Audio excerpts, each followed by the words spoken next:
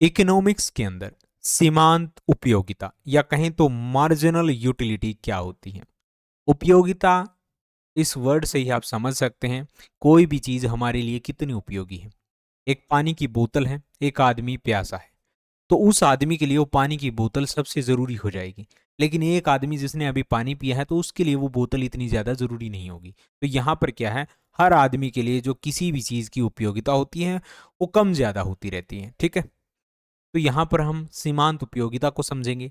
तो किसी चीज की एक और एक्स्ट्रा यूनिट इस्तेमाल करने से होने वाली अतिरिक्त खुशी को हम सीमांत उपयोगिता कहते हैं। जैसे आपको भूख लगी है, ठीक है, तो आप पहली रोटी खाते हैं, बहुत मजा आएगा, क्योंकि उसके अंदर आपको जो उपयोगिता मिल रही है, यूटिलिटी मिल रही है, वो बहुत ज्यादा होगी, बहुत ज्यादा संतुष्टि मिल रही है।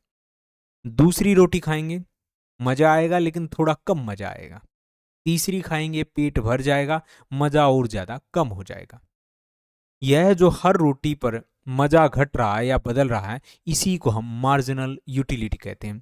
यानी हम किसी भी चीज का जब प्रयोग करते हैं तो एक टाइम के बाद क्या होता है, हम उस वस्तु का बार बार प्रयोग करके हम उसकी उपयोगिता को कम करते जाते हैं। जैसे आपके पास मोबाइल ही नहीं है, आप अपना पहला मोबाइल लाते हैं, आपके लिए बहुत ज़्यादा ज़रूरी हो जाता है, बहुत ज़्यादा संतुष्टि देता है।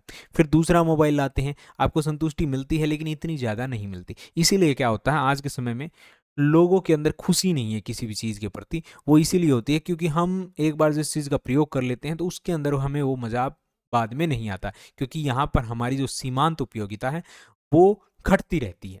जैसे यहाँ पर रोटी को ही ले लीजिए, अगर आपको कहा कहा जाए कि अगर नंबर देना है इसमें, ठीक है, 10 में से नंबर देंगे, 0 से लेकर 10 तक कितने नंबर देंगे? पहली रोटी खाएंगे आप 10 नंबर देंगे क्योंकि आपको भूख लगी थी, दूसरी खाएंगे आप 8 नंबर देंगे, तीसरी खाएंगे आप 4 नंबर देंगे।